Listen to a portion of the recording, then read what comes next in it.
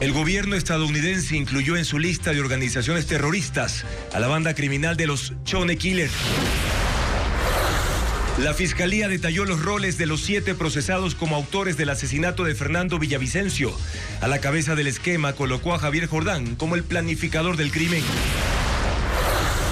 Aquiles Álvarez fue llamado a otro juicio, esta vez por haberse quitado el grillete electrónico. Si es declarado culpable por este caso, puede pagar una condena de 1 a 3 años de prisión. Las listas de candidatos de las elecciones se van configurando a un día del cierre de las primarias. En Guayaquil, Quito y Cuenca reaparecen los nombres de exalcaldes, como Cintia Viteri, esta vez por Centro Democrático. El Ministerio del Trabajo aclaró cómo se debe pagar a quienes laboraron el viernes pasado durante la suspensión de la jornada decretada por el presidente Noboa tras el triunfo de la selección con Alemania. La selección ecuatoriana se quedó sin técnico tras la eliminación del Mundial 2026. Otros jugadores como Hernán Galíndez y Ener Valencia también se despidieron de sus compañeros. Televistazo analiza qué pasó con la Tri en su derrota contra México. El terremoto en Venezuela también deja una crisis de desplazados. En Caracas se improvisan campamentos con carpas para quienes perdieron sus hogares. Y en Ecuador, Televistazo registró el retorno de 6 compatriotas que se quedaron sin casa. El municipio de Durán declaró la emergencia institucional por la crisis de recolección de basura. El contratista suspendió el servicio hace 7 días por 58 planillas impagas. Se abrió el telón de las fiestas julianas. Con un pregón y desfiles estudiantiles, Guayaquil vive sus 491 años de fundación. La alcaldesa encargada dice que el CERCOP pone trabas a eventos emblemáticos, pero que encontrarán cómo hacerlos. Televistazo estelar con Juan Carlos Aizprúa y Andrea Báez. Estados Unidos incluyó como organización terrorista global a la banda delictiva Chone Killers de Ecuador. Amigos, muy buenas noches. Con esta información iniciamos ya Televistazo estelar, Andrea. Juan Carlos, amigos, se trata del tercer grupo armado organizado que recibe esta designación durante la administración del presidente Donald Trump. Diego Puente con los detalles. El gobierno de Estados Unidos incluyó en su lista de organizaciones terroristas a la banda Chone Killers. Así lo informó el secretario de Estado de ese país, Marco Rubio. En una publicación en la red social X, indicó que esa banda será tratada como organización terrorista extranjera, con una designación especial como terrorista global. En su tuit, Rubio aseguró que las bandas delictivas de Ecuador ayudan a los cárteles mexicanos a transportar y exportar drogas ilícitas para financiar el terrorismo y las actividades delictivas. Y que los Chone Killers han atacado a civiles, agentes del orden y funcionarios gubernamentales, perpetrando incluso asesinatos de alto perfil de autoridades públicas. La Cancillería de Ecuador dio una respuesta a esta publicación. Como gobierno agradecieron el firme respaldo de Estados Unidos a la decisión del presidente Daniel Noboa de mantener una lucha frontal contra las organizaciones delictivas. Con este anuncio, los Chone Killers se convierten en la tercera organización criminal ecuatoriana en recibir esta designación por parte de Estados Unidos. En septiembre del 2025, la administración de Donald Trump declaró como organización terrorista a los Choneros y los Lobos, las dos estructuras criminales más grandes del país. Ambas también han sido declaradas como organizaciones terroristas por Argentina. Y ahora vamos a hacer contacto en vivo con Diego Cuenca, quien nos tiene más detalles sobre alias Gato Negro, el segundo cabecilla de la organización criminal Los Tiguerones. Adelante, Diego, te escuchamos. ¿Qué se ha conocido en las últimas horas? Así es, Juan Carlos, buenas noches. Pues este miércoles, alias Gato Negro fue trasladado desde Barranquilla a Bogotá, hacia la Dirección de Asuntos Internacionales de la Fiscalía de Colombia para iniciar los trámites legales y poder extraditarlo hasta Ecuador. Y mientras ese proceso judicial sigue su curso en desarrollo, se han revelado los detalles de la vida de lujo que tenía alias Gato Negro en Colombia mientras evadía a la justicia ecuatoriana. Veamos el siguiente reportaje de Paola Andrade. La Dirección de Investigación Criminal e Interpol de Colombia reveló detalles de los seguimientos que permitieron la captura de alias Gato Negro, quien es el segundo cabecilla de la banda criminal Los Tiguerones que opera en Ecuador. Se trata de Galo Javier Suárez Román, quien se refugió en Colombia hace 4 años para evadir a la justicia ecuatoriana. Permanecía prófugo en medio de una vida de lujos en ese país. Suárez Román utilizaba una identidad falsa bajo el nombre de Jonathan Miguel Rueda Sánchez. También obtuvo documentos falsos para su familia. Esto le permitió moverse libremente y establecerse en el sector metropolitano más exclusivo de Cúcuta, donde residía en una mansión valorada en 1.5 millones de dólares. El reporte de Interpol también detalla el lujoso patrimonio vehicular que poseía, una flota de 7 vehículos de alta gama, cuyo valor asciende a los $900.000. Para su protección y logística, el fugitivo mantenía a su servicio más de una docena de hombres que cumplían funciones de escoltas y colaboradores, conformando un esquema de seguridad para no ser detectado. Sin embargo, el trabajo coordinado de las autoridades colombianas, ecuatorianas y agencias de Estados Unidos y Francia lograron concretar su captura luego de varios meses de investigaciones. Alias Gato Negro fue trasladado la mañana de este miércoles desde Barranquilla hasta Bogotá para ser puesto a disposición de la Fiscalía General de la Nación e iniciar los trámites legales y diplomáticos para su entrega, pero no se conoce cuándo sería extraditado a nuestro país. A través de su cuenta de X, el ministro John Reinberg informó que será extraditado al Ecuador y recluido en la cárcel del Encuentro.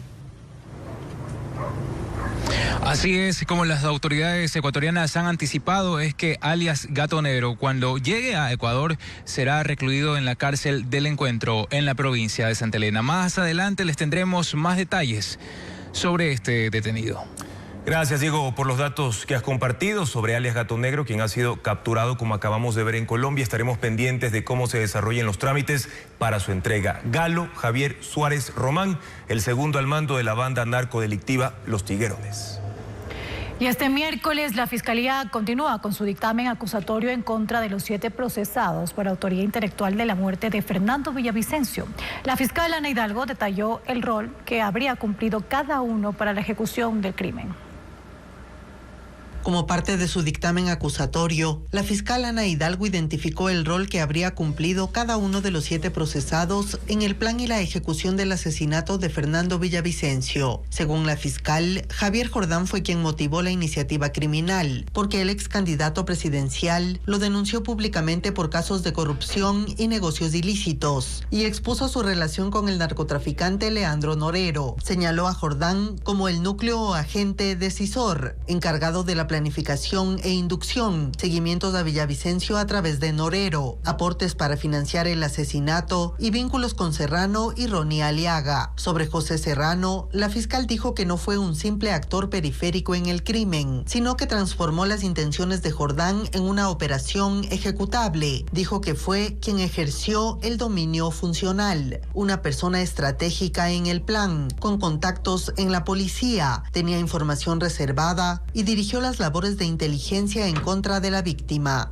Al exasambleísta del correísmo Ronnie Aliaga identificó como el nexo entre los financistas, políticos, el grupo de delincuencia organizada Los Lobos y los ejecutores. Lo calificó como el articulador político, criminal y operativo, con contacto permanente con Javier Jordán. Concertó el pago para el asesinato, realizó visitas a Daniel Salcedo en la cárcel y participó de una reunión virtual con Los Lobos. Daniel Salcedo, según la fiscal, cumplió funciones prácticas. Fue el puente entre Jordán, Serrano y Aliaga con los cabecillas del grupo delictivo. Lo bautizó como el facilitador logístico, financiero y enlace criminal, cercano a alias Pipo, Lobo Menor e Invisible, que chateaba directamente con Norero. Se encargó de los seguimientos a Villavicencio en 2022 y 2023 y pasaba la información de Serrano a Los Lobos. Los 3 procesados restantes fueron identificados por la fiscal como cabecillas de Los Lobos. De Wilmer Chavarría, alias Pipo, dijo que era el líder criminal máximo, que recibió el encargo de matar al candidato por un pago de $1 millón.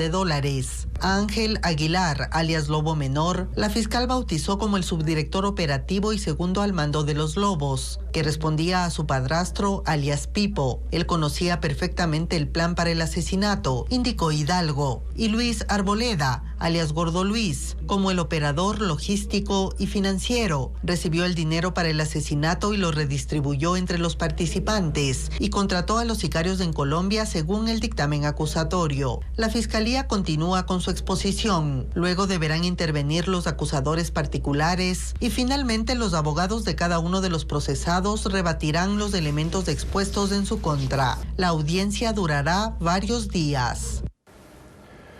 Una jueza de San Borondón llamó a juicio al alcalde de Guayaquil, Aquiles Álvarez, por retirarse el grillete electrónico. Ahora se espera que se conforme un tribunal que lo juzgue y determine si es inocente o culpable del delito de incumplimiento de decisión legítima de autoridad competente. Fabiola Santana con más detalles. El alcalde de Guayaquil, Aquiles Álvarez, enfrenta un segundo llamado a juicio. Esta tarde, la jueza de San Borondón, Karen Alarcón, aceptó el pedido de la fiscal Lisette Barragán y dictó auto de llamamiento a juicio por el delito de incumplimiento de orden legítima de autoridad competente, sancionado con entre 1 y 3 años de cárcel. El proceso se originó el 10 de febrero cuando la policía y fiscalía allanaron la vivienda del alcalde en el marco del caso Goleada y fue encontrado sin el grillete electrónico ordenado por el juez del caso AAA. La fiscal sustentó su pedido en el parte policial de su detención, la versión de los policías que lo detuvieron, quienes señalaron que el grillete fue encontrado en el suelo a un lado de su cama. Un informe que detalla que el dispositivo estuvo fuera de línea entre las 9:42 de la noche del 9 de febrero hasta las 5:36 cuando se lo puso tras su detención. Las declaraciones de prensa del abogado Ramiro García, que señaló que se lo retiró para cargarlo, e incluso la misma versión de Álvarez. La madrugada del 10 de febrero, 4:05 de la mañana. ¿Dónde me encuentran? No fugándome a Perú, ni a Colombia, ni en el mar territorial. No me encuentran huido ni escondido en una cueva, sino durmiendo en mi cama con mi esposa. Cuando el SNAI me entrega y me coloca el grillete, el acta dice bien clarito, después de hacer un análisis tecnológico, que mi domicilio registra movimientos offline. No por mi culpa ni por culpa de mi casa, sino por el sistema antiguo que tiene el SNAI, el grillete y el EQ911. Esta diligencia enfrentó varios traspiés. La defensa de Álvarez quiso evitar que la jueza Alarcón encabece la audiencia. La recusó por no otorgar la fianza a Álvarez. Sin embargo, el juez que debía resolver la demanda abrió la posibilidad de que siga en el caso hasta que los documentos de la recusación sean completados. Ahora se espera que se fije un tribunal para que juzgue al alcalde.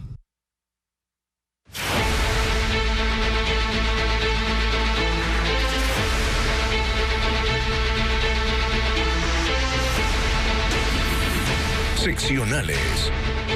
Partidos. Raspando la olla. Falta un día para que las organizaciones políticas realicen la designación de sus precandidatos a alcaldes y prefectos en elecciones primarias.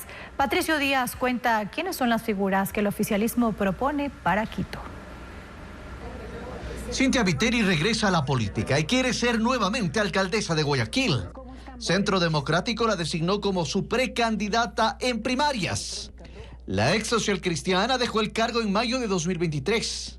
Para la prefectura se inclinaron por Eustorgio Tandazo, vicepresidente del movimiento. El oficialismo tomará la decisión este jueves. Para la alcaldía de Guayaquil están los nombres de Andrés Gushmer, John Reinberg y el expresidente de la Asamblea Nils Olsen, que también sonó para la prefectura, pero por ahora aparece como posibilidad Zaida Rovira. Ese mismo día definirá sus representantes el Partido Social Cristiano, luego de un debate que les ha tomado varios días. Diana Pasley y Vicente Tayano están entre las opciones de la alcaldía de Guayaquil. Avanza confirmará sus postulantes también este jueves. Sociedad Patriótica sí tomó una decisión y anunció a Renan Borbúa como candidato a la prefectura del Guayas y Clever Bravo para la alcaldía de Guayaquil. En Quito, en cambio, ADN concluyó sus primarias. Este miércoles definieron que su precandidata a la alcaldía de la ciudad será la actual directora del Seguro Campesino, Giovanna Ubidia. Ella agradeció la postulación. Muchísimas gracias a mi familia de ADN, al presidente Daniel Noboa y a la directora de Pichincha, Natalie Morillo. Es momento de dar soluciones y de poner Quito en orden. Para la prefectura de Pichincha proponen al exministro de Trabajo, Harold Burbano. También la izquierda democrática estableció sus precandidatos. El ex consejero de Participación Ciudadana, Esteban Guarderas, es la figura designada para ese cargo. El dirigente deportivo Jaime Ruiz irá por la prefectura de la provincia. Pero los problemas siguen en el Partido Naranja. Algunos de sus miembros mostraron su rechazo a la elección. Van a atrás todas las candidaturas. Ya se sabe quiénes son los candidatos. Y eso es ilegal. Y nosotros el día de mañana vamos a impugnar estas elecciones. Pachacutic decidirá este jueves sus candidatos para Quito y Pichincha. Mientras en Azuay, Pueblo, Igualdad y Democracia, PIT, ha confirmado al expresidente de la AME, Patricio Maldonado, como su candidato a la prefectura. Y Fabián Ledesma para la alcaldía de Cuenca, actual concejal de la ciudad. Este jueves concluirá el plazo para la realización de las primarias. Y el movimiento Reto, afín al correísmo, enfrenta una crisis interna que se agudizó con una pugna por su presidencia nacional. Esta división en la militancia ocurre a un día de que culmine el plazo para que realicen sus primarias y decidan quiénes serán sus candidatos oficiales para las elecciones seccionales de noviembre próximo. Diego Cuenca describe esta disputa. Hay dos grupos del movimiento Reto que se disputan la dirigencia nacional y desde ese martes la pugna escaló en una asamblea que se realizó de manera presencial y virtual en el centro de Guayaquil. Por un lado, una facción de militantes eligió a David López como presidente nacional de Reto. Pero nosotros teníamos la gran mayoría, 40 personas ahí, y a pesar de que nosotros teníamos 20 personas en línea, entonces generamos un nuevo link de Zoom, pues la nuestra fue con más de 57 votos, la de ellos fue una reunión de amigos. La reunión de amigos a la que López se refiere es la que se desarrolló al mismo tiempo y en el mismo lugar, donde se realizaba esa asamblea. En ese otro grupo, con la presencia de 18 dirigentes provinciales, eligieron a Cristian Trepaut, también como presidente nacional de Reto. Así lo aseguró Raúl Chávez, líder de esa agrupación política, que habló con Televistazo de forma virtual, pues está procesado en el caso Goleada y tiene orden de prisión en su contra. Chávez desconoce a la otra dirigencia. Es evidencia que hay unos cuantos que lamentablemente están actuando en contra de los objetivos que tenemos como movimiento. Tenemos el apoyo mayoritario de toda la militancia y a partir de eso es que seguimos trabajando. Aquí no se trata de aferrarse por aferrarse.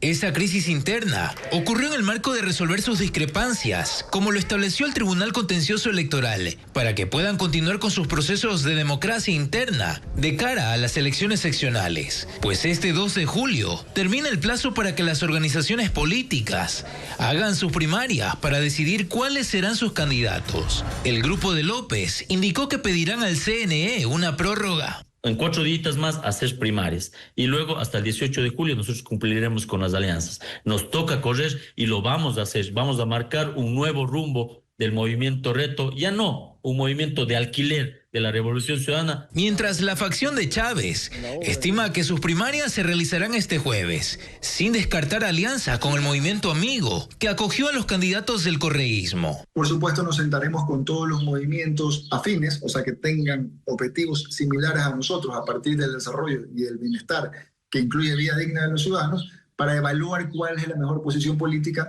Ambos grupos del movimiento Reto aseguran que sus nuevas autoridades fueron electas en presencia de los delegados del Consejo Nacional Electoral. Televisazo buscó un pronunciamiento oficial de este organismo electoral, pero aún no da una respuesta.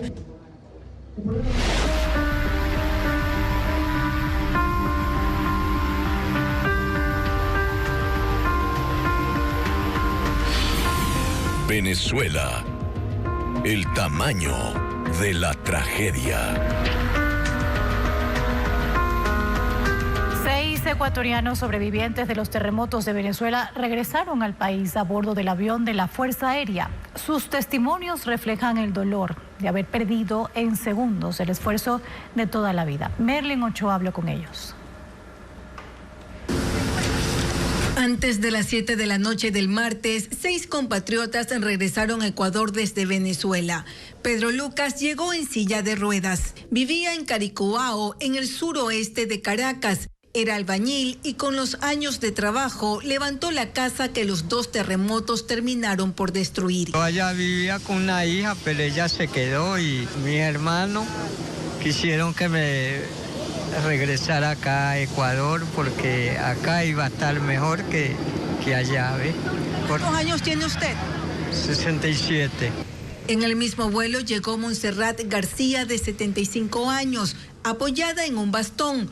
Vivió 50 años en los Magallanes de Catia, al oeste de Caracas. Asegura que logró salir viva, pues su casa se desplomó en cuestión de minutos. Allá quedaron 3 hijos todavía, pero durmiendo en la carpa en la calle. La última noche lo cayó un aguacero que los bañamos, que la carpa estaba rota. También retornó Rosemary, 30 de sus 32 años, vivió en Venezuela y regresó con una sola maleta. Cuenta que al volver del trabajo encontró su vivienda destruida. Tuvimos que ir a refugios, en la calle, en carpas. ¿Con quién usted estaba en el refugio? No, yo estoy sola, mi familia está aquí, por eso pedí venirme para acá. Se siente muy triste dejar tus cosas y regresar para acá y empezar de cero. Los 6 compatriotas recibieron atención médica apenas descendieron del avión para evaluar su estado de salud. Luego el contacto, en el caso de tener familiares, por el momento un albergue, y luego posterior a esto, en función de cómo se vayan dando las cosas, se verán otro tipo de apoyo. Los compatriotas llegaron en esta aeronave, el C-130 Hércules de la Fuerza Aérea Ecuatoriana, que también traslada ayuda humanitaria hacia Venezuela. Los uniformados tienen previsto un vuelo por día. Y dependiendo de las capacidades de la aeronave se traen sus pertenencias, sin embargo siempre la prioridad será traer las personas. La Cancillería informó que hasta el momento 9 ecuatorianos han sido repatriados, 3 la semana pasada. Sin embargo, aún no precisa cuántos resultaron afectados por el terremoto, cuántos perdieron sus viviendas o cuántos siguen desaparecidos bajo los escombros. Y el gobierno venezolano actualizó la cifra de las víctimas de ambos terremotos: 2.295 muertos hasta el momento y 11.261 heridos. En La Guaira, la ciudad más afectada, la falta de morgues obliga a improvisar espacios de almacenamiento para los cadáveres. Muchos permanecen expuestos al sol a la espera de ser identificados por sus familiares. Al aire libre, sin tratamiento adecuado ni refrigeración, permanecen los cuerpos de las víctimas mortales de los terremotos. En el puerto de La Guaira se ha improvisado un depósito de cadáveres, donde los restos yacen junto a una carpa, a la espera de ser identificados. Algunos están cubiertos, mientras que otros permanecen expuestos al sol, junto a una fila de ataúdes donados. Estamos esperando respuestas donde los cadáveres están al sol.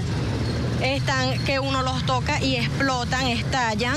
El lugar se ha convertido en una morgue improvisada, donde médicos forenses reciben los restos e intentan identificarlos mediante fotografías, huellas dactilares, registros dentales, entre otros recursos.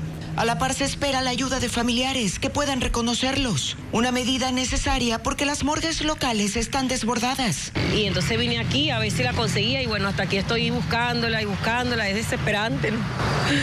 Buscar y buscar. Hay cuerpos sin documentos, con escasa ropa y en muchos casos en avanzado estado de descomposición, lo que obliga a padres, hermanos e hijos a identificarlos a partir de cicatrices, tatuajes o marcas distintivas. A una semana de la tragedia, las limitaciones del régimen chavista quedan en evidencia cada día, por lo que es posible que la cifra real de muertos no se conozca sino hasta dentro de varias semanas o meses. Debido a la falta de recursos económicos, la Universidad Indígena Amauta-Iguazí no renovó los contratos de cerca del 30% de su planta administrativa. Las clases para los estudiantes están aseguradas hasta finales de julio, pero hay incertidumbre para el inicio del próximo semestre, que está previsto en septiembre próximo. Diego Puente con más detalles de este problema. La Universidad Intercultural Indígena Amauta-Iguazí desvinculó al 30% de su personal administrativo como parte de las medidas para afrontar la falta de recursos del gobierno central. La tarde de este martes, 86 trabajadores fueron informados con un oficio en el que se indicó que su contrato no iba a ser renovado. El centro educativo ya había advertido con problemas económicos y la necesidad de recibir $4,8 millones para garantizar su funcionamiento hasta finales de año, recursos que todavía no recibe.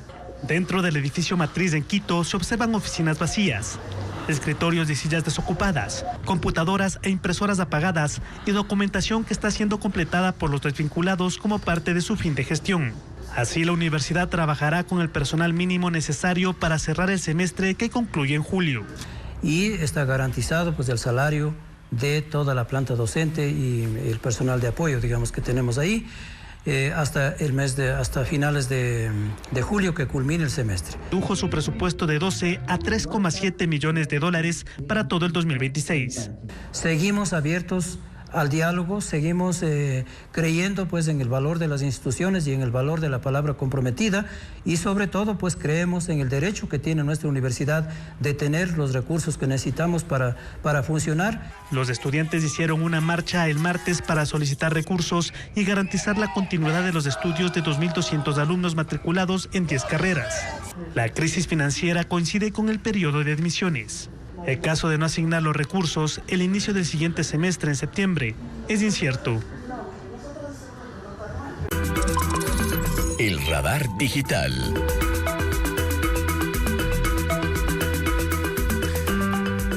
Uno de los temas más relevantes en las redes sociales tiene que ver con el feriado del viernes 26 de junio, decretado por el presidente de la República, Daniel Noboa, tras el triunfo de Ecuador ante Alemania en el Mundial. Pero, ¿qué sucede entonces con el pago a los trabajadores por ese día? Es que en las últimas horas hubo inquietud en redes sociales ante la posibilidad de que las personas que trabajaron el viernes de la semana pasada, día de descanso ordenado por el gobierno, no recibirían el pago con el recargo de horas extras reglamentarias. Entonces, descubrimos algunas preguntas que ha hecho la ciudadanía en la conversación digital. Por ejemplo, el gobierno dijo feriado o suspensión de jornada.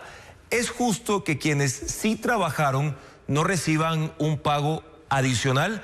También hay críticas por la falta de claridad en cuanto a la comunicación oficial sobre este tema, que por cierto es muy delicado, y comparaciones con otros feriados extraordinarios decretados anteriormente. Así que vamos un poco a desmenuzar la información en torno a este tema, sobre todo porque por esta razón, esta confusión que se generó, el Ministerio de Trabajo publicó esta tarde un comunicado al respecto, aclarando lo siguiente: la jornada suspendida el pasado 26 de junio de 2026 tuvo el carácter de día no recuperable.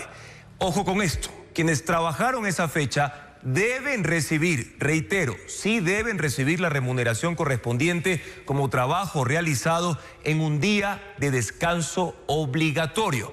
Es decir, se aplica el 100% de recargo sobre la remuneración ordinaria. Significa el doble del pago por ese día trabajado. Es más, vamos a escuchar ahora lo que dijeron a Televistazo dos expertas en temas laborales y el presidente del Frente Unitario de Trabajadores respecto a lo que dice la ley en caso de laborar en feriado. Tienen que recibir un recargo con el 100%, porque se entiende que esa jornada pasó a ser una jornada de descanso obligatorio y por lo tanto, al ser trabajada, debe ser pagada con horas extraordinarias. El trabajador no puede realizar un trabajo gratuito, pongámoslo así, entre comillas, y más aún si se ordenó de manera obligatoria, tanto para el sector público cuanto para el sector privado, un descanso. Día de descanso, en la práctica obligatorio, decretado por el presidente. Y por ende tiene que decir, sin titubear el ministerio, páguese como dice el artículo 55 del Código del Trabajo. Si laboró el 26 de junio, con el recargo del 100%. Y precisamente vamos ahora a revisar lo establecido en el Código de Trabajo sobre este tema específicamente. Las horas extraordinarias, reiteramos, tienen un recargo del 100%. Son las horas que se trabajan durante los días de descanso obligatorio. Estamos hablando de fines de semana o feriados nacionales y locales oficiales, o también durante la noche o en jornadas no habituales. Es decir, que cada hora trabajada en esos días equivale al doble de una hora ordinaria, sin importar si se labora de día o de noche. Y es importante incluso en este contexto precisar qué establece la ley de feriados en la disposición general quinta. El presidente de la República, mediante decreto ejecutivo, tiene la potestad, puede suspender la jornada de trabajo tanto para el sector público como para el privado en días que no son de descanso obligatorio, justamente como ocurrió el viernes de la semana anterior por el triunfo de la TRI. El decreto debe disponer cómo se va a compensar esa jornada, algo que no ocurrió en el decreto, insisto, del viernes de la semana anterior. Y hablando de este tema, aprovechamos ahora para informar cuáles son los siguientes feriados. Los feriados que faltan en el calendario. Primer grito de independencia está previsto para el lunes 10 de agosto. También la independencia de Guayaquil, que será el viernes 9 de octubre. El Día de los Difuntos, que será el lunes 2 de noviembre y que como cada año se une con el feriado de la independencia de Cuenca, que es el martes 3 de noviembre. Generalmente esos son 4 días de feriado unidos con los de el fin de semana. Luego Navidad el viernes 25 de diciembre y ya 2027, que arranca con un feriado por año nuevo. Estamos hablando del viernes 1 de enero. En el caso de Quito, el 6 de diciembre, se trata de un feriado local, a diferencia de los que acabo de mencionar. Amigos, los invito ahora a que por favor ingresen a nuestra página web ecoavisa.com para conocer más detalles, más precisiones del comunicado que publicó esta tarde el Ministerio de Trabajo, en el que se confirma que sí se pagará como jornada extraordinaria a las personas que trabajaron tanto en el sector público como privado el viernes 26 de junio, el viernes de la semana anterior, tras el feriado que decretó, insisto, el presidente de la República, Daniel Noboa, por el triunfo ante la selección de Alemania en la fase de grupos del Mundial 2026. Tienen el código QR que aparece en pantalla para que lo escaneen y los lleve directamente a esta información digital. El motor exportador ecuatoriano pierde tracción, así lo confirman las cifras oficiales del primer trimestre de 2026. Mientras la economía sigue creciendo, lo hace a un ritmo que ya enciende algunas alertas. La economía ecuatoriana sigue creciendo, pero a un ritmo más lento. Los datos oficiales del Banco Central permiten referenciar que el último trimestre del 2025 el país creció al 5%. El primer trimestre de este año lo hizo a un 2,1%. El principal responsable de esta desaceleración es el sector externo. Las exportaciones, que cerraron el 2025 a un ritmo de crecimiento del 13,8%, se frenaron y en el primer trimestre de 2026 crecieron apenas un 1,7%. Y eso es un problema. Debe preocuparnos porque una economía que crece menos genera menos empleo, genera menos reducción de pobreza. Las caídas más grandes están en las exportaciones de azúcar, bebidas alcohólicas y no alcohólicas, productos de la silvicultura, maquinaria y equipos, refinados de petróleo, minerales metálicos y no metálicos, productos de caucho y plástico y cacao. Mientras las exportaciones pierden fuerza, las importaciones avanzan. Crecieron en un 11,1%, impulsadas por la compra de maquinaria, vehículos y materias primas. Ese desbalance neutraliza buena parte del aporte que el comercio exterior debería hacer al crecimiento. Desde el lado estatal sí hay mucho por hacer para que crezca la economía más rápido. En comercio exterior es seguir abriendo mercados, evitar nuevos conflictos comerciales que limitan las exportaciones. Y por otro lado, liberar la inversión, eliminar barreras a la inversión que todavía existen. ¿Qué sostuvo entonces el corto crecimiento de la economía nacional? El consumo de los hogares y la inversión privada, que se disparó de la mano de la construcción.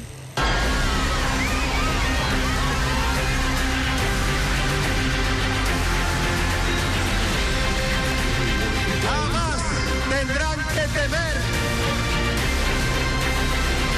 Mundo.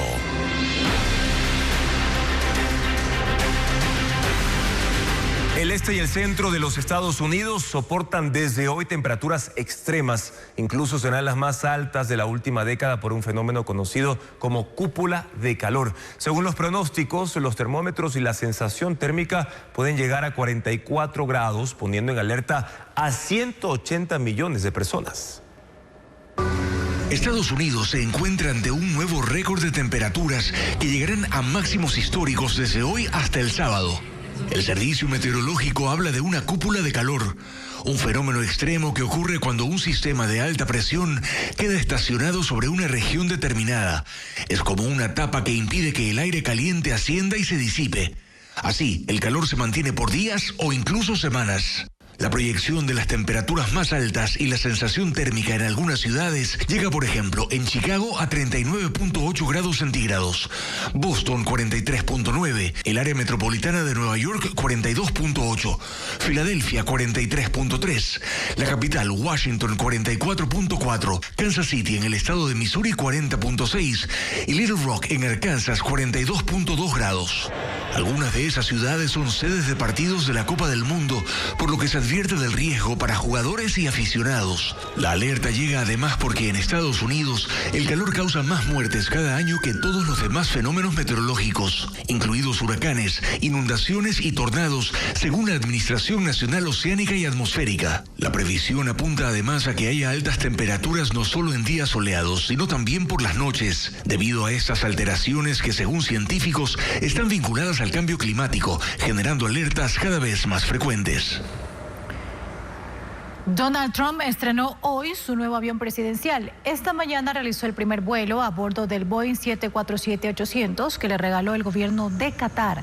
La nave fue sometida a modificaciones de seguridad y tiene ahora 2 sistemas de comunicación militar y defensa. Además, se hicieron inspecciones para descartar cualquier dispositivo de espionaje antes de entrar en servicio como el Air Force One. El costo de las adaptaciones está cerca de $400 millones. También han cambiado los colores del avión. Ahora destacan el azul marino, dorado, rojo y blanco en lugar del tradicional celeste. El uso de esta nave será temporal, pues la fabricante Boeing debe entregar 2 nuevos jumbos en 2028. Organizaciones internacionales de ayuda humanitaria y equipos de rescate instalan enormes campamentos para apoyar a los afectados por los terremotos en Venezuela. Hay hospitales de campaña y albergues temporales atendiendo a decenas de miles de personas. Vamos a verlo. Las misiones internacionales enviadas a Venezuela no solo incluyen brigadas de búsqueda y rescate urbano, también personal de logística y equipos para la instalación de hospitales móviles de emergencia. Organizaciones como Samaritan Purse han levantado carpas equipadas con camillas, quirófanos, incluso salas de cuidados intensivos en La Guaira para atender a las víctimas del terremoto. Funcionan con paneles solares y plantas eléctricas para garantizar el suministro de energía en la zona de desastre. Hay al menos 3 de estos campamentos en ese estado. La ONU también ha desplegado sus equipos, ofreciendo principalmente albergues seguros para miles de familias en La Guaira y los 2 parques más grandes de Caracas. En los campamentos se aseguran de que los damnificados además reciban atención médica, asistencia psicosocial y nutrición digna.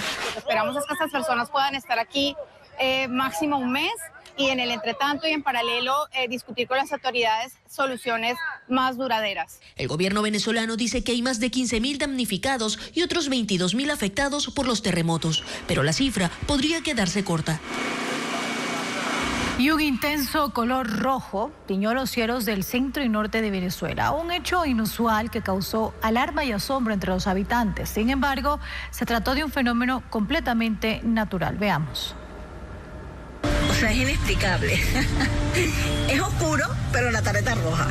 La tarde del martes, un intenso tono rojizo cubrió el cielo durante el atardecer en gran parte del centro norte de Venezuela, especialmente en Caracas y La Guaira, donde las imágenes fueron ampliamente registradas por ciudadanos que inundaron las redes sociales y despertaron todo tipo de especulaciones. ¿Acaso era polvo procedente del desierto del Sahara, como ocurre cada año por los vientos del verano? ¿O gases volcánicos? ¿O tenía alguna relación con los 2 terremotos? La respuesta es ninguna de las anteriores. Lo ocurrido corresponde a un fenómeno atmosférico, conocido popularmente como candilazo, cuyo nombre científico es dispersión de Rayleigh. Se produce cuando el sol está a punto de ocultarse y su luz atraviesa una mayor cantidad de partículas y humedad en la atmósfera. En ese trayecto, los tonos azules se dispersan y predominan los colores rojos, naranjas y amarillos, consecuencia además de la abundante nubosidad y humedad por las lluvias de los últimos días, debido al desplazamiento de una onda tropical por las costas del país.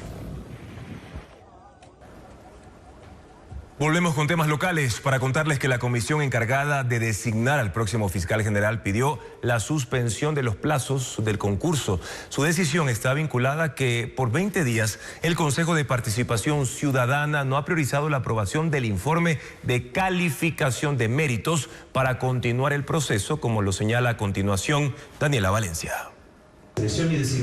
El concurso para designar al próximo fiscal general entra en una nueva etapa de incertidumbre. Su propia Comisión Ciudadana de Selección pidió la suspensión de sus plazos.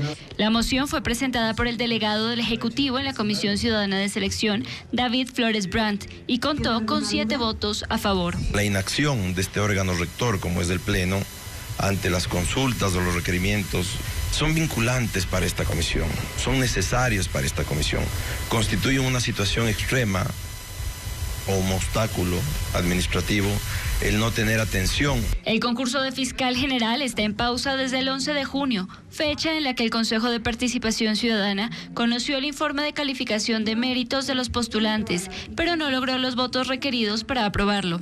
Han transcurrido 20 días y el tema no ha vuelto a ser tratado por el Pleno. Desde que el Pleno decidió no atender nuestros requerimientos, este concurso se ha paralizado. El Pleno decidió no conocer este informe final, pero lo que no sabemos es ¿qué intereses hay? Impide también que la Comisión Ciudadana cuente con las condiciones tanto administrativas, técnicas y jurídicas necesarias para poder continuar con el concurso de manera regular. Entre los requerimientos que han sido ignorados por el Pleno, citaron la aprobación de la actualización del cronograma, pedidos de asignación de recursos e información sobre la conformación del equipo de catedráticos para la fase de oposición. Mientras el concurso siga suspendido, estancado o incluso llegue a anularse, la Fiscalía General continuará bajo el mando del fiscal general encargado Carlos Alarcón, una situación que cobra relevancia si se considera que él mismo figura entre los postulantes que buscan quedarse con la titularidad del cargo. Seguimos con más información, amigos. 309 personas aspiran a llegar al Consejo de Participación Ciudadana en las elecciones de noviembre. En el listado de precandidatos constan todos los consejeros de participación actuales, exfuncionarios y personas que abiertamente han mostrado su oposición al organismo. Daniela Valencia tiene más detalles. Los cuestionamientos a su desempeño no han frenado las aspiraciones de reelección. Los 6 integrantes del Consejo de Participación Ciudadana, Andrés Fantoni, Yasmín Enríquez, David Rosero, Joana Verde Soto, Piedad Cuarán y Nicole Bonifaz, buscan seguir en este organismo que a puertas de culminar su periodo no ha concretado los concursos más importantes del Estado, fiscal general y la renovación del Consejo Nacional Electoral. Su gestión además ha quedado marcada por decisiones que generaron un amplio debate, como la elección del destituido presidente del Consejo de la Judicatura, Mario Godoy, o la forma en la que se designó a su reemplazo, Mercedes Caicedo. Más allá de ello, Fantoni y compañía quieren seguir en el cargo 4 años más. Son autoridades que han perdido completamente su rol, carentes de una visión de servicio. En el amplio listado de 309 precandidatos inscritos para esta elección están otros exconsejeros, como Roberto Gilbert, quien renunció hace apenas 12 días, o la exvicepresidenta Rosa Chalá, destituida en agosto de 2019, y Sofía Almeida, sancionada en enero de 2023. Los consejeros suplentes que no han logrado asumir funciones, Johnny Escobar y Óscar Ayerbe, también se postularon. Hay más candidatos, por ejemplo, quienes han cuestionado la existencia del Consejo de Participación, como el ex vicepresidente del Congreso, Ramiro Rivera, y abogados en libre ejercicio, como el defensor del alcalde de Guayaquil, Aquiles Álvarez, Ramiro García. Creo que está tan venida menos la participación, en este caso ciudadana, que cualquier persona puede, con total impunidad, ser incoherente y buscar el favor de los ecuatorianos para terminar en un puesto que les representa un ingreso interesante al mes, sin ni siquiera hacer presencia física. Entre este 1 de julio y el viernes 3, la ciudadanía podrá presentar sus impugnaciones a estos candidatos. El listado definitivo de aspirantes se conocerá el 24 de septiembre. La empresa pública municipal de Guayaquil entregará durante 6 meses un subsidio de más de $1.000 mensuales a cada uno de los dueños de buses urbanos que circulan en la ciudad.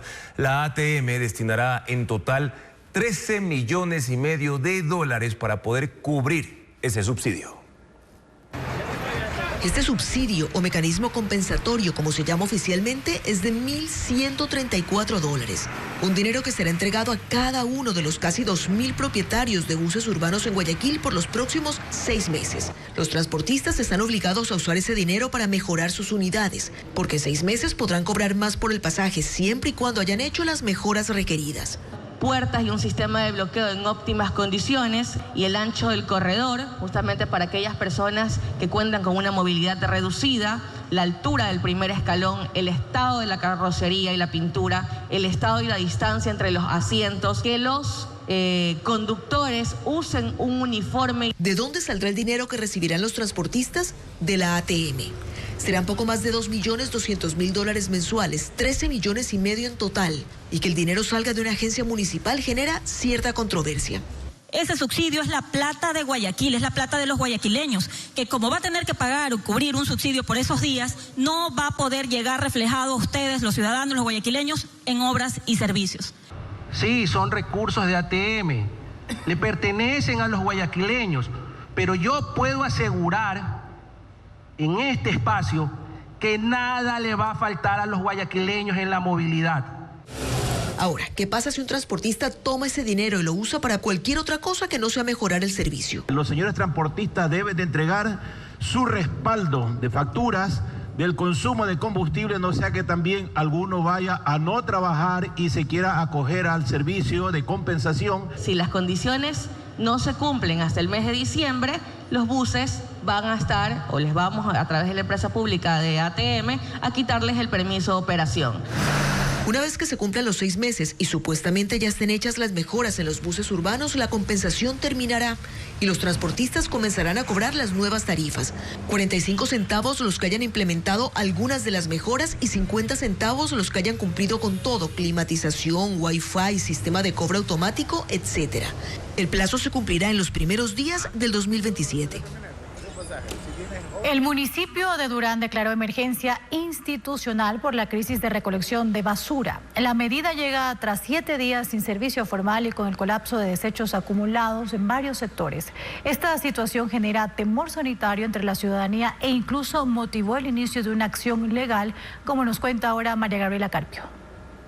Durán se ha convertido en un basurero a cielo abierto. En cada esquina la basura se pudre, bloquea parterres y veredas y empieza a marcar la rutina de una ciudad que lleva 7 días sin servicio formal de recolección. Hay quienes esparcen cal sobre los desechos para intentar reducir la pestilencia. Otros se las arreglan como pueden.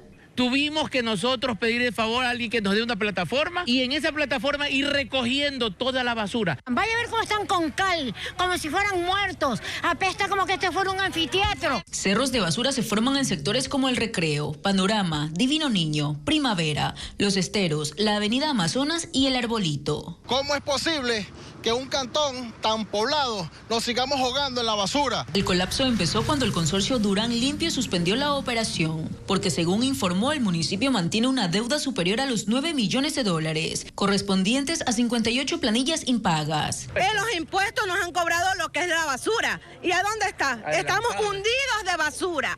El municipio, por su parte, sostiene que la deuda viene de administraciones anteriores y activó un plan de contingencia con 14 volquetas y retroexcavadoras. Pero esa medida no reemplaza por completo a un sistema que en condiciones normales recogía a diario cerca de 300 toneladas de basura. Con casi 303.000 habitantes, Durán es una ciudad con un amplio movimiento comercial. Su parque industrial cuenta con unas 300 compañías, entre bodegas y fábricas. En 2025 fue el 4º cantón que más recaudó impuestos en el país, $435 millones, solo detrás de Quito, Guayaquil y Cuenca. Este miércoles, un grupo identificado como Acción por Durán presentó una acción de protección contra el municipio y el consorcio Durán Limpio. La tarde de este miércoles, el municipio oficializó la declaratoria de emergencia institucional en Durán, con el fin de dotar a la administración de las herramientas jurídicas y financieras para establecer una solución progresiva y sostenible. Además, informó que los $2,4 millones recaudados este año por la tasa de recolección de basura fueron transferidos a la empresa contratista. La inseguridad en Quito ha evolucionado en las últimas semanas con delitos cada vez más violentos y vinculados al crimen organizado, afectando tanto a las zonas comerciales del norte como a sectores periféricos. Hernán Higuera ha seguido esta situación y en el siguiente reportaje informa que los controles y las operaciones preventivas están limitados por la falta de recursos y de coordinación entre el gobierno nacional y el local. Las últimas semanas en Quito, la delincuencia y el crimen organizado han mostrado su presencia de forma violenta. Casos como el de la estudiante Natalie Mafra, los bombazos en las oficinas del Arcom, el aparecimiento de un vehículo incinerado en el túnel Guayasamín, un intento de secuestro en el sur de Quito, asaltos y constantes robos con el uso de escopolamina exponen a la capital a la ola de inseguridad que vive el país. Según el análisis de Fernando Carrión, Quito ya es un santuario para las organizaciones criminales que operan desde sitios estratégicamente ubicados.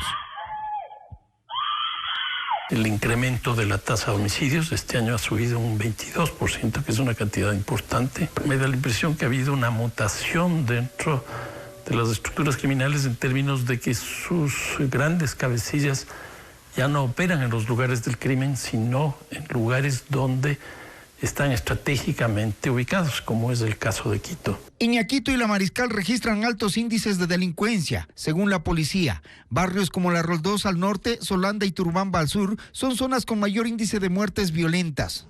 Eso según las estadísticas, pero en la realidad, empresarios y ciudadanos como Luis Bravo sienten que la ciudad no está protegida en ninguna parte. Para nosotros incluso traer carga del aeropuerto acá se nos ha vuelto un riesgo, porque siempre estamos con el miedo de que nos roben el camión, que nos roben la carga, y tenemos que contratar seguros, porque la inseguridad es increíble. En Quito anualmente el municipio recibe $13 millones como tasa para la seguridad. Se han donado motos, vehículos y se han rehabilitado 108 UPCs, según el Cabildo. La policía tiene motos y patrulleros nuevos, pero según uniformados que no pueden aparecer en cámara, hay problemas con los recursos para el combustible, lo que explica la falta de patrullaje y control constante en Quito, mientras los asaltos, robos y hechos delictivos van en aumento. Bien, y a esta hora volvemos a hacer contacto con Diego Cuenca, quien nos indicará el historial delictivo de alias Gato Negro, el segundo cabecilla de la organización criminal Los Tiguerones, quien deberá ser extraditado desde Colombia a Ecuador. Diego, buenas noches nuevamente. Adelante, te escuchamos. Así es, Andrea, buenas noches. Bueno, hasta el momento, alias Gato Negro fue recapturado 7 años después de haberse fugado de una cárcel ecuatoriana. Se trata de Galo Suárez Román, quien permanecía en la clandestinidad en Colombia. Pero ¿cómo lo hacía? En el siguiente gráfico les mostramos pues, que según investigación de Interpol, alias Gato Negro usaba identidad falsa para moverse libremente y evadir a la justicia ecuatoriana. Pues la policía de Ecuador lo buscaba porque era segundo cabecilla de los Tiguerones y lo buscaban por el tema de que se había fugado en la cárcel de Guayaquil en el 2019, porque fue sentenciado también por asesinato en el 2017 y por el uso de identidad falsa. Además, porque según el ministro del Interior, John Reinberg, tenía planificado atentar contra su vida. Pero escuchemos más sobre esa investigación a través del ministro John Reinberg. Mire, la amenaza no es nueva, esto se lo vino manejando, lamentablemente se hizo público el día de ayer un documento secreto que no debió haber salido a la luz pública, pues eso también atenta contra la seguridad de quienes estamos en el documento. Sin embargo, sí, había esto, policía abrió una investigación previa, estaba llevando la investigación, se ha logrado la detención el día de ayer en Colombia de alias Gato Negro, un gran trabajo que hizo la Policía Nacional del Ecuador, de Colombia y Estados Unidos que participaron. Él es el segundo al mando de los Tiguerones después de alias Willy, es quien lleva la parte operativa. Cuando fue el tema de la extradición, de la detención, cuando salimos a hablar, yo mencioné que alias Willy había hecho una amenaza en contra del señor presidente de la República y en contra mía. Luego esto continuó, quisieron operativizar esta amenaza y bueno, de eso estaba encargado alias Gato Negro, según las primeras investigaciones que sabemos. Bien, Diego, hemos escuchado las declaraciones del ministro del Interior, John Reinberg, pero ¿se sabe con exactitud cuándo se realizará la extradición y también a qué cárcel será trasladado?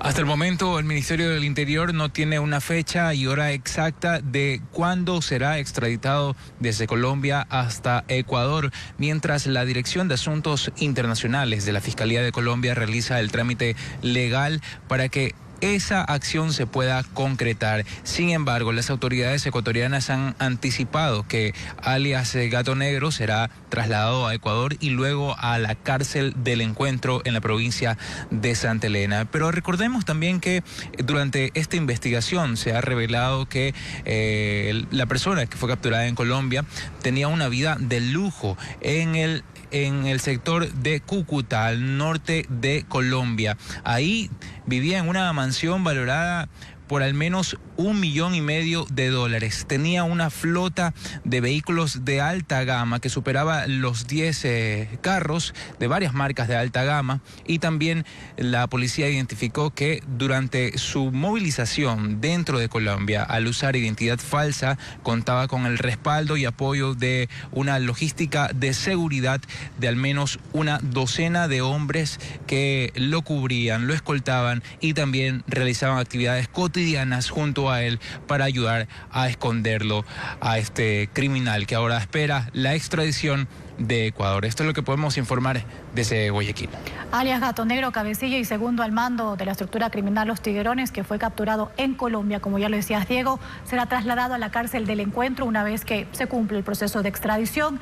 Esto según información oficial. Gracias, Diego Cuenca, por la información. Buenas noches.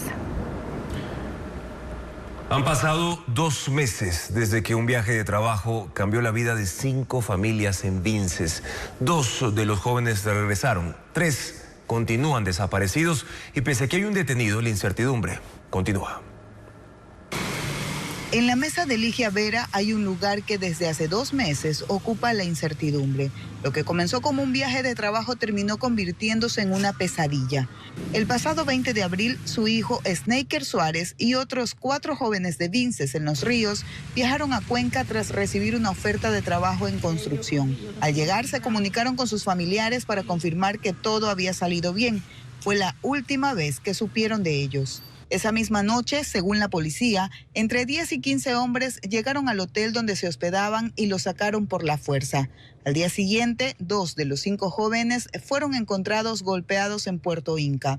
Pero de Snaker Suárez, Jordi Rendón y Jackson Montesé no se volvió a saber. Según los testimonios que conocen las familias, uno de los 2 chicos que fue encontrado habría reconocido a uno de los involucrados. La policía confirmó a Televistazo que 2 días después de la desaparición se detuvo a un hombre por el delito de desaparición involuntaria. El sospechoso tendría vínculos con el grupo criminal Los Lobos. Con el cierre de la instrucción fiscal, se definirá si la Fiscalía presenta una acusación o el procesado recupera su libertad. Pero esa detención no ha cambiado la realidad de las 3 familias. 2 meses después, todavía no saben qué pasó ni dónde están. Lo único que quiero es que aparezca mi hijo. Yo no quiero tener problemas con nadie. Solamente quiero es que mi hijo aparezca y que todo esto ya se termine. Y por miedo a represalias, ninguna de sus familias ha viajado a Cuenca para seguir el caso. La otra familia siente miedo también, no quieren. Y poco tampoco vienen para acá con todas estas cosas que aquí también están pasando. Y por ahora, las preguntas siguen siendo más que las respuestas. Ligia Vera no pide compasión, pide que la búsqueda de su hijo no se detenga. Bien, el alcalde de Esmeraldas, Vico Villasís, apeló a su prisión preventiva y la audiencia será aproximadamente en 2 semanas. El funcionario es señalado por la Fiscalía de Pichincha de estar detrás de un perjuicio al Estado de $7.5 millones y usar vehículos blindados para distribuir dinero en efectivo. Fabiola Santana con los detalles. El alcalde de Esmeraldas, Vico Villasís, procesado por lavado de activos en el caso Blindaje, busca salir de la cárcel. Su abogado, Gustavo García, presentó un recurso de apelación a la prisión preventiva y será resuelto en audiencia este 17 de julio a las 8:30 de la mañana en el Complejo Judicial del Norte de Quito. El análisis estará a cargo de los jueces anticorrupción Lauro Sánchez, Byron Uzcategui y Willer Choes. El alcalde Villasís permanece en la cárcel de La Tacunga desde el 5 de junio, a donde fue enviado tras la audiencia de formulación de cargos donde la jueza Silvana Velasco le dictó prisión preventiva. En esa cárcel también están otros 7 procesados que también apelaron a la prisión, entre ellos el juez Jorge Pino y el ex juez Clever Salcedo. La investigación se originó tras la presentación de 2 acciones de protección impulsadas según la Fiscalía por Villasís. En ellas, los jueces ordenaron a Petroecuador el pago de 15 y 2 millones de dólares a ex trabajadores y a una empresa que fue del alcalde. Parte de esos dineros llegaron a la cuenta de Vico Villasís y luego fueron distribuidos en vehículos blindados aparte de la supuesta organización. La Fiscalía habla de un perjuicio de 7.5 millones de dólares. Presentó informes de la UAFE y del Servicio de Rentas Internas. Ahora, si seguirá o no en prisión, lo definirá el Tribunal de la Corte de Pichincha.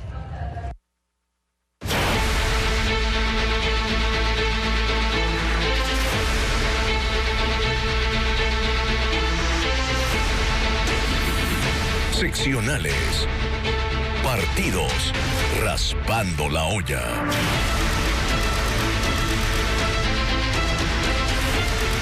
Hasta mañana las organizaciones políticas pueden nombrar a sus precandidatos alcaldes y prefectos en las elecciones primarias. Nos enlazamos ahora con Joel Vanegas, quien está en los exteriores del Consejo Nacional Electoral en el norte de Quito. Joel, cuéntanos cómo avanza este proceso y sobre todo cuántos partidos faltan todavía por realizar sus primarias a un día de que vence el plazo. Juan Carlos, ¿cómo te va? Buenas noches. Sabes que desde el 18 de junio los partidos políticos en el país están realizando sus primarias para elegir a los precandidatos que van a participar en las seccionales de noviembre. Es por eso que, bueno, algunas organizaciones se han reunido de forma virtual, de forma presencial. Ha habido algunas reuniones bastante herméticas realmente, pero finalmente van poniendo pues a conocimiento público cuáles son esa lista de precandidatos que poco a poco se van conociendo en las distintas provincias del país. Pero bueno, ¿cuántas faltan? Tú me preguntas, Juan Carlos. Puntualmente en Quito faltan 8 partidos políticos. Ustedes lo van a ver ahora en sus pantallas, en un gráfico, cuáles son estas organizaciones políticas que falta realizar las primarias hasta mañana. Son Pueblo, Igualdad y Democracia, Pachacutic, Partido Sociedad Patriótica, Suma, Reto, Todos, Ahora, Acción Democrática y Acción Democrática Ecuatoriana. Esas son las 8 organizaciones que faltan. Las 3 últimas son organizaciones locales, obviamente solo de la provincia de Pichincha. En Guayaquil también faltan 8 organizaciones, igual que en Pichincha, para la alcaldía. Es decir, falta, por ejemplo, ADN, Avanza, Izquierda Democrática, Futuro, Partido Social Cristiano, Pueblo, Igualdad y Democracia, Suma y Reto. Son esos los partidos políticos que falta realizar estas votaciones internas en cada una de sus organizaciones, que, como digo, durante las últimas semanas se han reunido en todo el país. Pero ¿qué trámites necesitan todas estas organizaciones políticas pues para avanzar en todo este calendario electoral? El informe de Patricio Díaz, que lo vemos a continuación, detalla todas las novedades. Las elecciones primarias se realizan solo al interior de las organizaciones políticas. Es apenas un primer paso para que sus postulantes puedan participar en los comicios seccionales de noviembre. Pero quienes ellos elijan aún no serán candidatos oficialmente. Tienen que pasar por un proceso avalado por el CNE. ¿Cuál es ese procedimiento? Luego de ser elegidos como precandidatos en sus primarias, los postulantes electos internamente deberán luego aceptar su candidatura ante el Consejo Electoral o sus delegaciones provinciales. Deben hacerlo de manera presencial. El expresidente Rafael Correa no pudo ser candidato a vicepresidente en 2020 porque no se presentó e intentó hacerlo virtualmente desde Bélgica. Luego el Consejo Electoral y el Tribunal Contencioso deberán resolver recursos por quejas o apelaciones de los propios miembros de las organizaciones políticas, si los hubiere. Recién entre el 2 y el 17 de agosto se podrán inscribir formalmente los candidatos ante el Consejo Electoral. Esas postulaciones podrán ser objetadas luego por las organizaciones políticas rivales. Y después de las resoluciones que obtengan del CNE y el TCE, se publicará el listado oficial de candidatos inscritos. Esto ocurrirá el 9 de noviembre, 20 días antes de los comicios. Sin embargo, conforme pasan los días, se van haciendo públicas las cartas que presentarán las organizaciones políticas para estas elecciones seccionales. Su exposición les permitirá darse a conocer, pues la campaña electoral es de solo 15 días, entre el 12 y el 26 de noviembre. Ahora, Joel, te pregunto, ¿hay límite en el número de candidatos por provincia o ciudades, por ejemplo, en Quito y Guayaquil, que constan entre las más pobladas del país? Bueno, el límite, Juan Carlos, realmente es el número de organizaciones políticas que han sido inscritas en el Consejo Nacional Electoral. Por ejemplo, ¿qué pasa en Pichincha? Nosotros lo vamos a visualizar ahora en pantalla también porque tenemos todos los detalles. Bueno, Quito podría tener, por ejemplo, ¿cuántos candidatos a la alcaldía? 19 en total. Son 15 organizaciones políticas nacionales y hay otras 4 provinciales, que son Imparables Todos Ahora y Acción Democrática Ecuatoriana. En total son entonces 19 candidatos que Quito puede tener a la alcaldía. ¿Qué pasa en Guayaquil? Bueno, tiene un solo movimiento provincial, Madera de Guerrero, que hará alianza con el Partido Social Cristiano. Entonces podría tener hasta 15 candidatos a la alcaldía, en el caso de Guayaquil. Por último, en Cuenca hay 4 movimientos provinciales.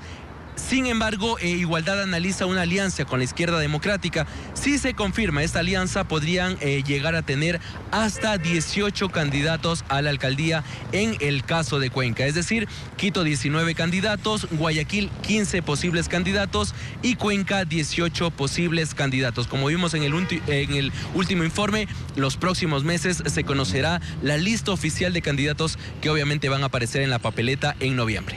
Bueno, un número alto de candidatos. Estaremos pendientes precisamente de este mecanismo. Gracias, Joel, por la actualización sobre un proceso que es obligatorio, las elecciones primarias al interno de cada una de las organizaciones políticas. Insistimos, el plazo vence este jueves 2 de julio.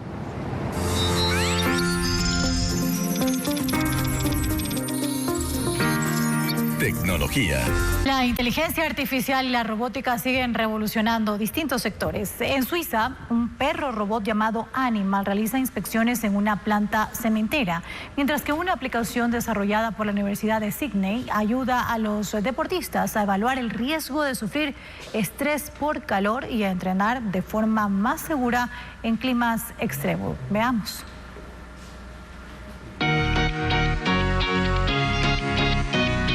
La inteligencia artificial y la robótica están transformando la industria. En Suiza, un perro robot llamado Animal realiza inspecciones en una plataforma cementera que produce cerca del 20% del cemento del país.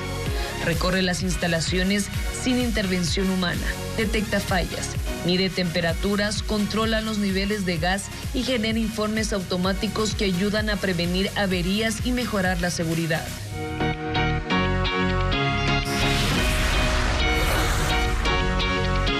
Shanghái inauguró la segunda edición del Mes Internacional de Juegos de Animación, un festival que durará casi 70 días y reunirá las principales ferias de videojuegos, anime y cómics de China.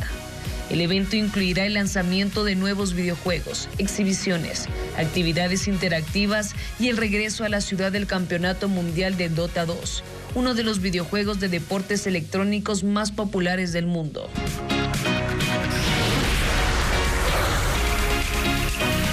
La aplicación Sports Hit Tool, desarrollada por la Universidad de Sydney y respaldada por Medicina Deportiva de Australia, ayuda a evaluar el riesgo de sufrir estrés por calor al realizar actividad física en climas cálidos.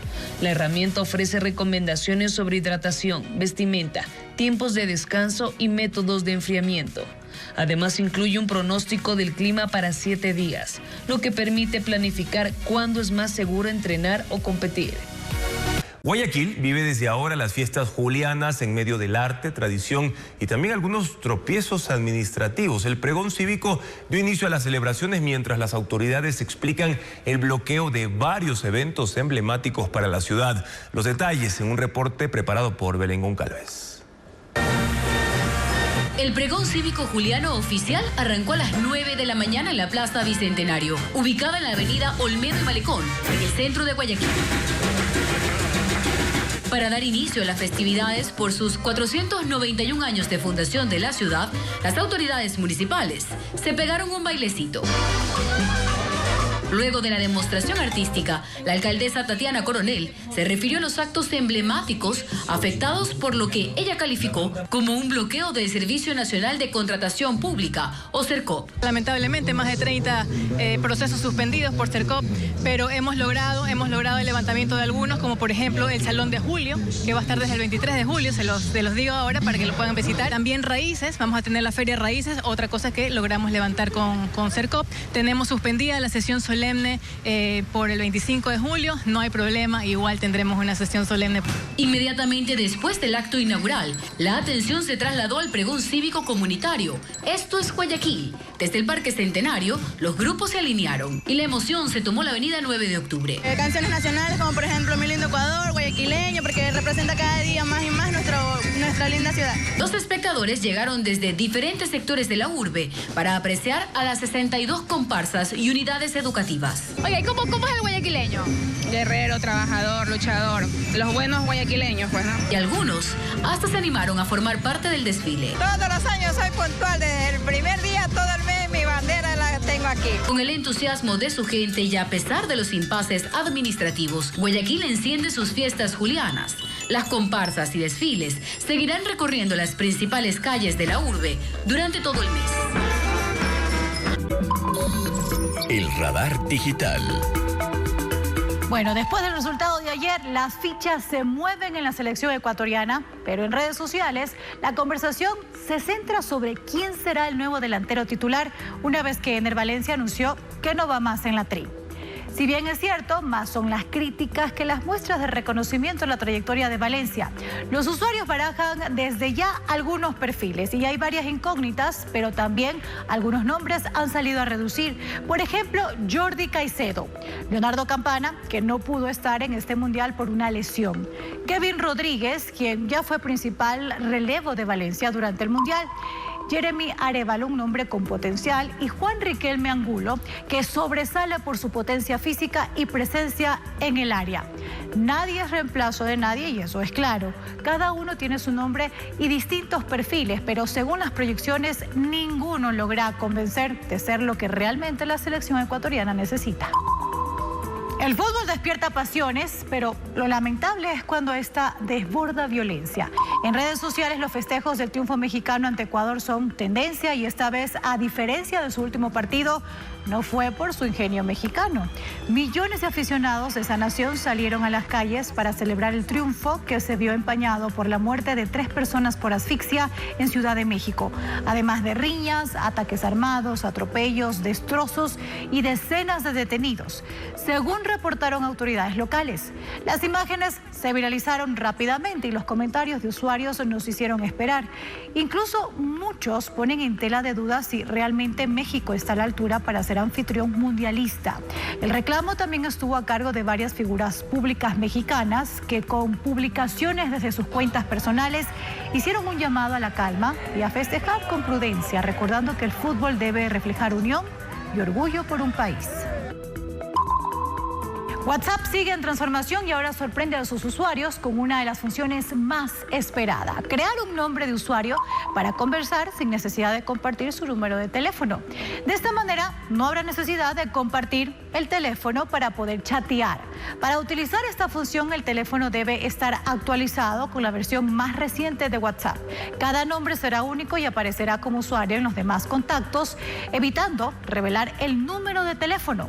El objetivo es ofrecer mayor privacidad y cambiar la forma en que agregamos nuevos contactos. En ecuavisa.com elaboramos un paso a paso para que usted pueda realizar la actualización en su celular. La Facultad de Arquitectura de la Universidad Católica de Guayaquil alberga la muestra de arte contemporáneo La Fábrica de Hielo, firmada por el artista plástico Paco Cuesta. Diana León la recorrió y nos comparte las imágenes. Hasta el sábado 18 de julio permanece abierta la exposición La Fábrica de Hielo del artista plástico guayaquileño Paco Cuesta. Enmarcada en el Salón Félix Enríquez de la Facultad de Arquitectura de la Universidad Católica de Guayaquil, la muestra está integrada por objetos y escenas atravesadas por el humor y la mirada del autor. Es más, quise una vez hacer un proyecto de una serie que se llama La Fábrica de Hielo, porque son esas fábricas que van desapareciendo, pero tienen esa resistencia. Cuesta no produce mercancías nuevas, sino restos de memoria, objetos rotos que insisten en decir algo. La mujer de Lot es un pedazo que tiene su propia historia, es un pedazo de sal encontrada en un museo en Italia en 1870 y algo. Alguien anónimamente la donó y vino a terminar a Guayaquil. La mesa comunista que está ahí es una plancha de metal que se partió en dos y salieron dos triángulos. Pero esa mesa la hice hace 40 años. El otro triángulo, que es ese que está allá, que lo hice hace 6 meses. Para el artista, lo que antes fue basura, adorno, herramienta o despojo, aquí vuelve a tener presencia. En 2017, Cuesta ganó el premio a la trayectoria Mariano Aguilera junto al colectivo guayaquileño La Artefactoría, entre ellos Marcos Restrepo y Javier Patiño, quienes asistieron a la inauguración de la fábrica de hielo. La exhibición se puede visitar de lunes a viernes entre las 9 de la mañana y las 8 de la noche y los sábados hasta las 2 de la tarde. Estamos de regreso y ahora les contamos que falleció el cantante Víctor Willis, el ex líder de la icónica banda de los años 70 Village People y coautor del éxito mundial YMCA. Más información con Ana María Palacios.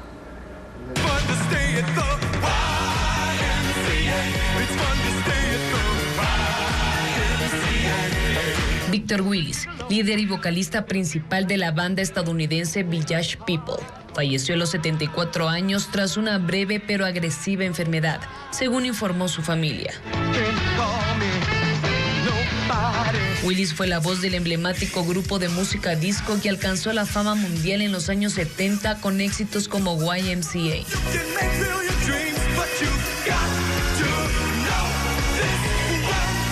Además de interpretar ese himno del cual fue su coautor, compuso otros clásicos como In the Navy y Go West, canciones que marcaron a toda una generación.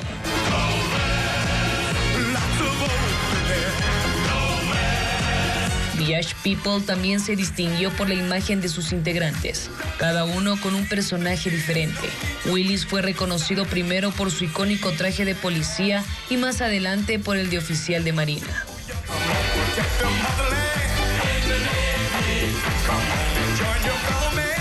El cantante dejó la agrupación a inicios de los años 80 y regresó en 2017. Su última aparición de gran repercusión fue en enero de 2025, cuando participó en el mitin previo a la investidura del presidente Donald Trump.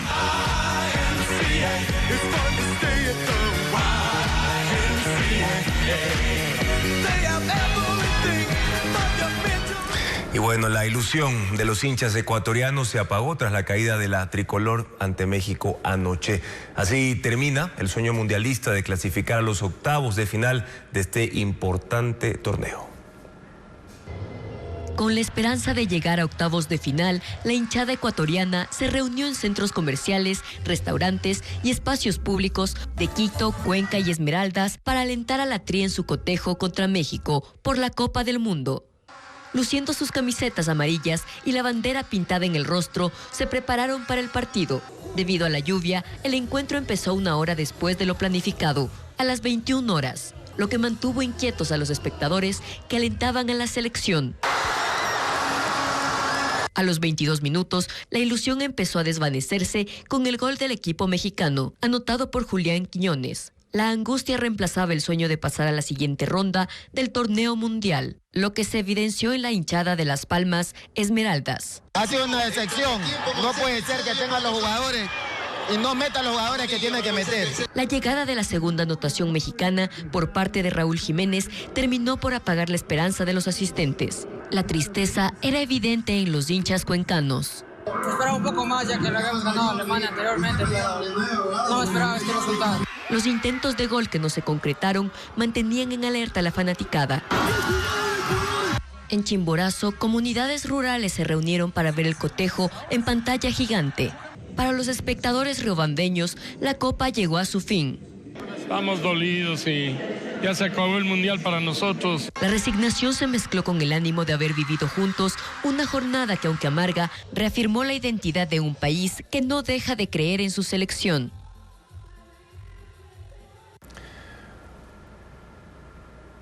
Bueno, y pese a lo sucedido con la Tri, lamentablemente ayer seguimos apoyando siempre a nuestros deportistas, Andrea, y orgullosamente ecuatorianos. Como siempre, como siempre. Cambiamos de tema ahora para contarles que el cine ecuatoriano fue aplaudido en Berlín, Alemania, con el estreno del cortometraje Madre, un drama sobre la migración, la memoria y la muerte. Diana León conversó con su director Anthony McLeaf y nos cuenta sobre más de esta producción. Cansancio de las distancias desafiando. ¿Cómo se supera la muerte de un ser querido a quien solo se le pudo dar un breve adiós?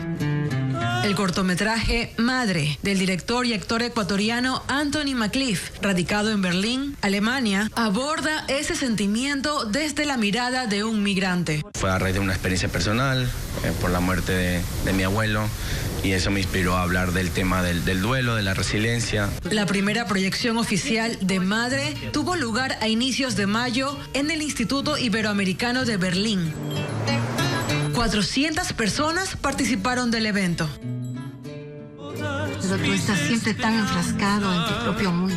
En la historia, Derek, quien vive en el extranjero y alejado de su hogar, regresa a la casa de sus padres para una cena familiar, pero no sabe que será la última noche que pasará junto a su madre, Celia. El drama fue musicalizado por autores ecuatorianos.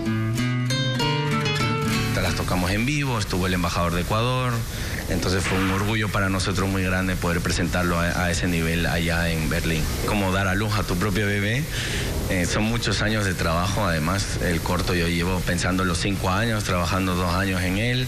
Como siguiente paso, McLeaf aspira a postular su cortometraje a festivales internacionales como la Berlinale, además de estrenarlo próximamente en Ecuador. Te retorne a mis brazos porque me muero. Bien, y ahora les contamos que una pareja de escaladores rusos trepó sin equipo especializado hasta lo más alto de la antena del Empire State en Nueva York.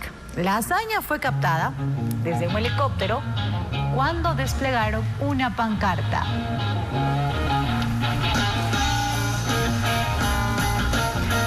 ¿Pero qué decía en la pancarta? La frase: cuando el poder del amor venza al amor por el poder, el mundo conocerá la paz. Una cita del músico Jimi Hendrix.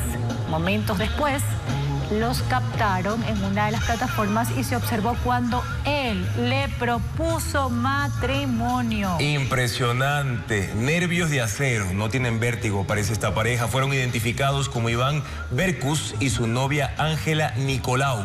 Famosos, por cierto, por sus arriesgadas aventuras. Están acostumbrados a este nivel de altura. Se supo que fueron detenidos por allanamiento de propiedad, aunque se sospecha que se trató de una estrategia publicitaria de su serie Skywalkers, una historia de amor que se estrenará en plataformas digitales el próximo 19 de julio. Impresionante hazaña.